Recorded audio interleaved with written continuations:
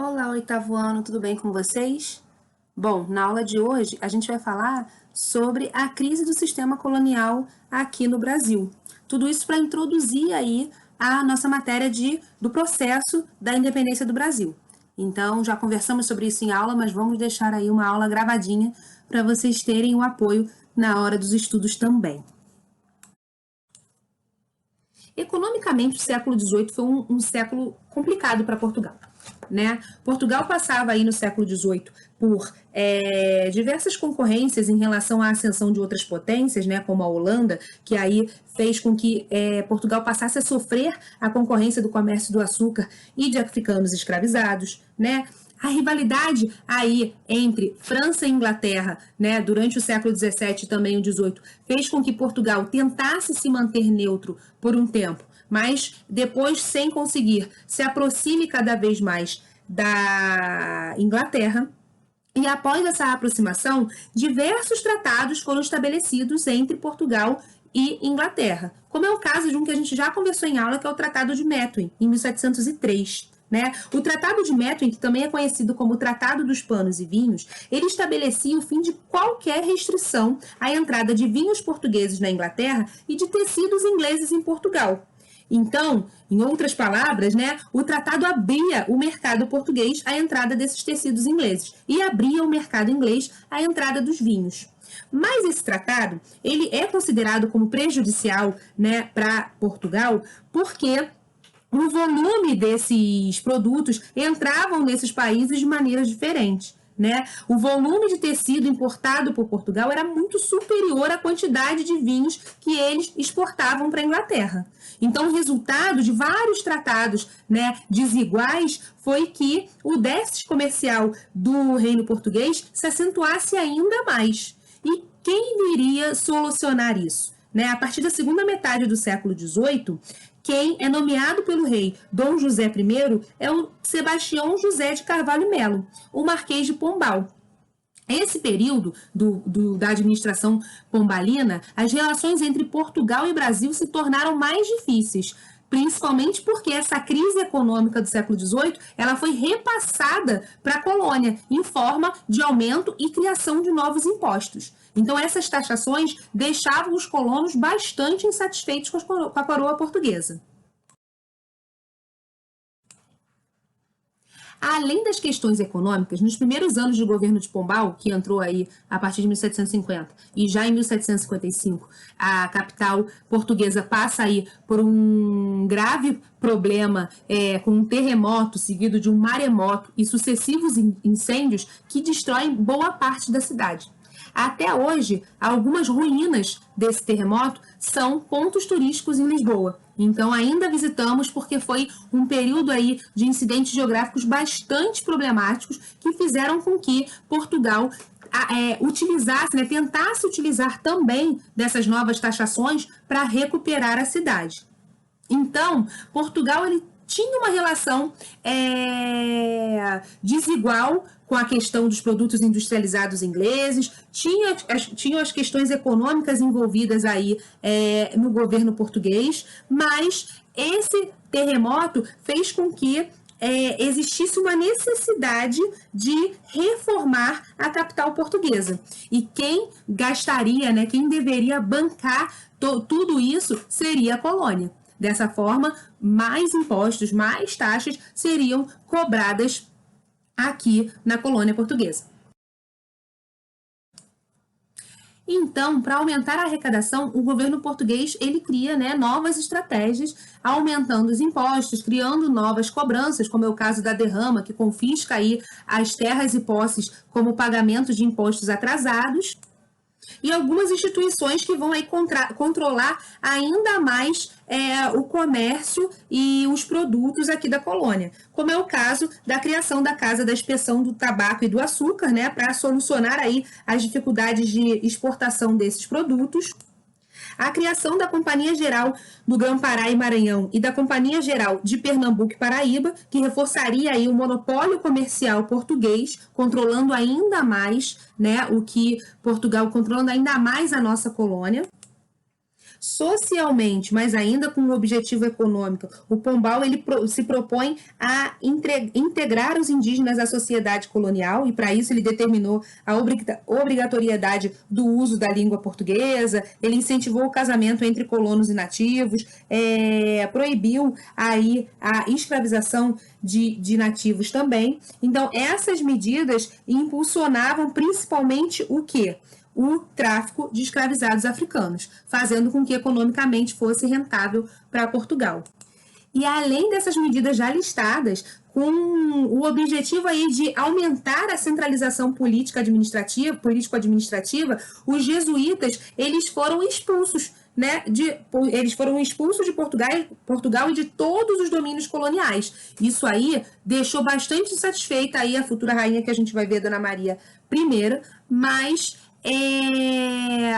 o objetivo central dessa expulsão era exatamente confiscar as posses e as cobranças que a igreja fazia. Então, para o dízimo não ser mais cobrado, para esse imposto ir diretamente para o governo e não para a igreja, o Pombal faz essa medida, cria essa medida também, a expulsão dos jesuítas. E a última determinação que eu vou falar nesse slide vai ser a transferência da sede do governo do Brasil, né, de Salvador para o Rio de Janeiro, a troca aí dessa capital que ocorre em 1763, e a justificativa é exatamente aproximar o centro político da colônia das áreas mineradoras. Obviamente, mais uma ação aí para controlar a questão comercial, né, a saída dos metais preciosos da colônia portuguesa. E em 1777, o Pombal ele é afastado pela nova rainha coroada Maria I. Falei isso, né, no slide anterior rapidinho, que ela ficou bastante inconformada, né, com o afastamento dos jesuítas aqui, né, da colônia e de Portugal. Então, com a justificativa da devoção cristã, a rainha ela reestabelece a presença dos jesuítas aqui na colônia. E aí, a gente já pode também compreender que as medidas pombalinas não foram suficientes para impedir a crise do domínio colonial português.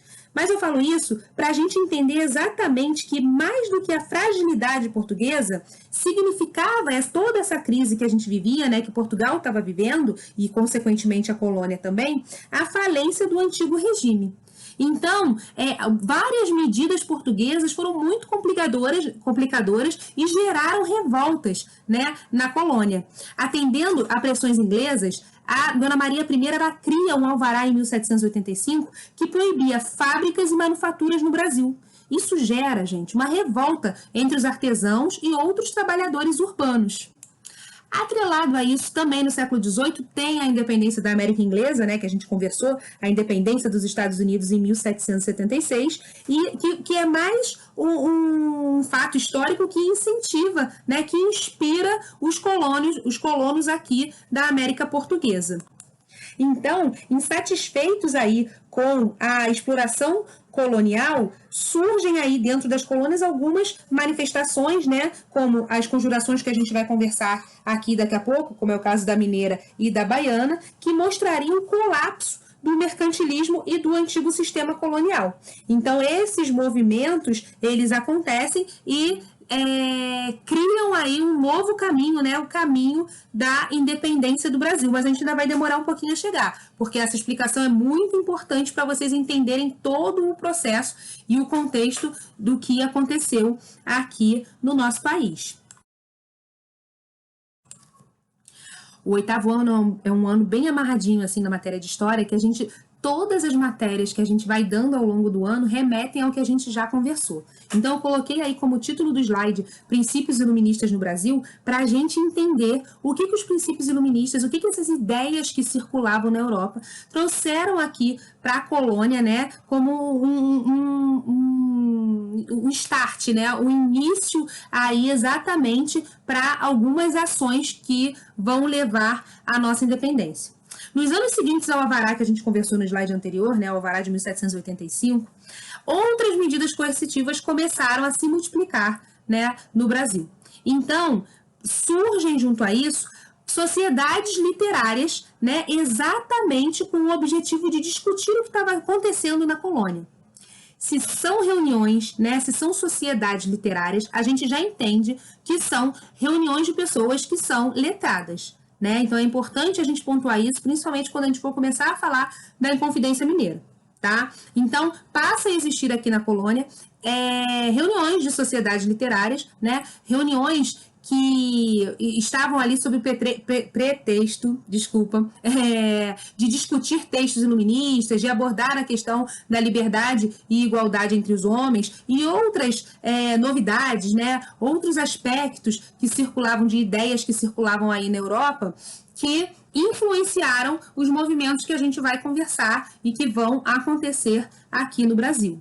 Então, alguns eventos como na Europa, a Revolução Francesa e na América, a Revolução dos Estados Unidos, influenciaram bastante os movimentos que a gente vai conversar a seguir. Para explicar as sociedades literárias, eu falei com vocês que quem formavam esses grupos eram letrados, né? Escritores, advogados, médicos, mineiros, em sua maioria filhos de grandes fazendeiros e mineradores. Eles criaram um movimento separatista, entendendo aí todo esse contexto que não favorecia a eles. Por que é importante a gente ressaltar quem são esses homens? Porque eles faziam parte de uma elite da sociedade mineira, né? Da sociedade colonial. Eram pessoas que estavam bastante insatisfeitas, principalmente com a questão da cobrança de impostos, né? Como a gente já conversou, em 1788 chega em Minas Gerais, né, o governador da capitania, que vai ser o Visconde de Barbacena, que tinha a tarefa de cumprir a derrama, que é o imposto que a gente já falou ali nos slides anteriores, que obrigava o pagamento de 100 arrobas de ouros anuais para a coroa portuguesa. Isso deixou esse grupo tão insatisfeito que esse grupo se reúne e passa a planejar um movimento contra o domínio colonial, que ficou conhecido como Inconfidência Mineira. Né? Os inconfidentes defendiam a independência de Minas Gerais, com a liberação das fábricas, né? Com a possibilidade dessa existência de fábricas e desses produtos manufaturados, né? Que circulariam aqui na colônia e não fosse de fora, né? A criação de universidades e o perdão das dívidas. Mais uma vez, esse grupo ele era inspirado na independência dos Estados Unidos e, na sua organização, não mencionava a abolição da escravização, principalmente porque muitos dos inconfidentes, eles tinham escravos, então não era, né, o seu objetivo aí lutar pela abolição, né, da escravização. Então, pela profissão, a gente já vê, né, que os inconfidentes, em sua maioria, tinham frequentado universidades europeias e lá eles tinham entrado em contato com obras de pensamentos iluministas, né, tinham refletido sobre esses ideais de igualdade e liberdade. Então, era tudo muito... Estava acontecendo muita coisa aí que não condizia com o que eles estavam lendo nos textos, com os ideais de sociedade que eles acreditavam. Entre os conspiradores estavam, né, alguns nomes que a gente conhece, né, alguns contratadores aí endividados, como João Rodrigues de Macedo, o Joaquim Silvério dos Reis, o Domingos de Abreu Vieira, os poetas Tomás Antônio Gonzaga, o Cláudio Manuel da Costa e o Alferes, né? Alferes aí, para quem não sabe, é um oficial de baixa patente, né? O Joaquim José da Silva Xavier, mais conhecido por Tiradentes, né? Por também exercer aí as funções que hoje a gente falaria, né, de dentista.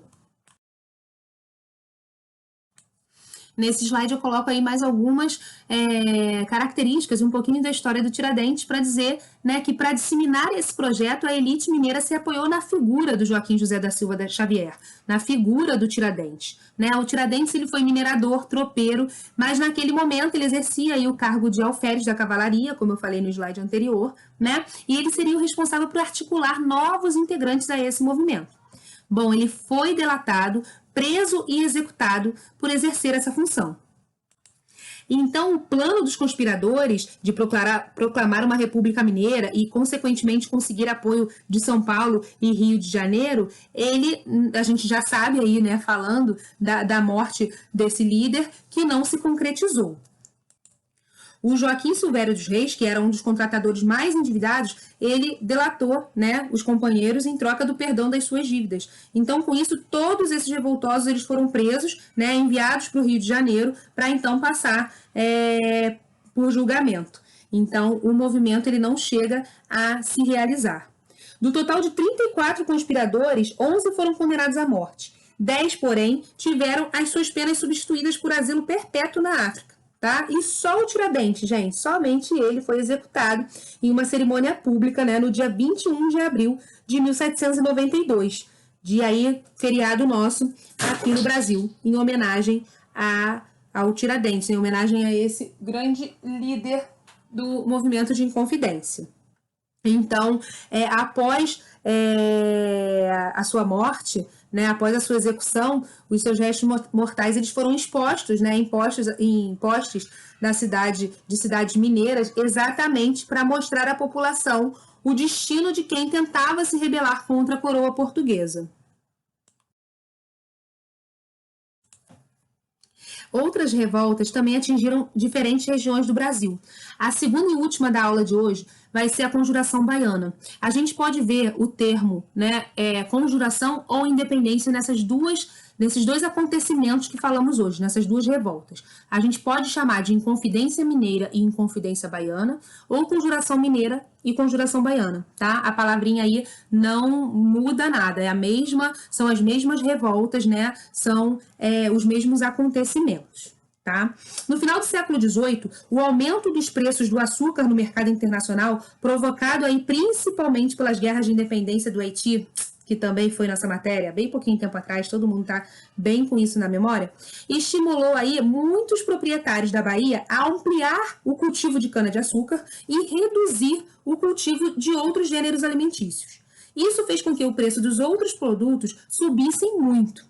Além disso, a população se mobilizou devido à proibição das manufaturas, tá? E como estava proibido nessas manufaturas, a população ficou bastante insatisfeita, principalmente porque estavam influenciadas aí pelas ideias, né, da Revolução Francesa e tudo mais. Então, os alfaiates em Salvador se organizaram, né, junto com outras pessoas que a gente ainda vai falar aqui, e também criaram um movimento separatista em 1798.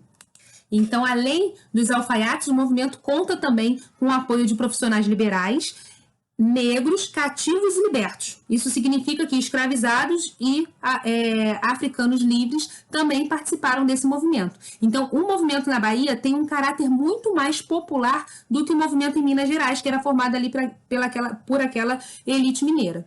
Tá? Mas na Bahia, a gente observando aí a manifestação popular, a gente vê que as classes, né, mais baixas, grupos mais populares da sociedade se mobilizaram.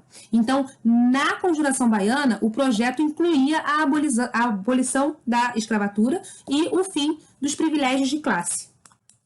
Então, soldados, artesãos, alfaiates, negros, mulatos, negros libertos, muitos foram os participantes desse movimento, mas homens brancos um pouco mais abastados também, parte da elite participou também do movimento. Então, o primeiro ato da conjuração, ele ocorre aí em 12 de agosto de 1798, quando alguns locais públicos de Salvador amanheceram cobertos de cartazes chamando o povo para a revolução. Vários deles atacavam a administração portuguesa e reivindicavam aí melhores remunerações, né, aos soldados, denunciavam corrupções e pediam corrupção das autoridades, tá, gente? E pediam uma melhoria, né, geral nas condições de vida.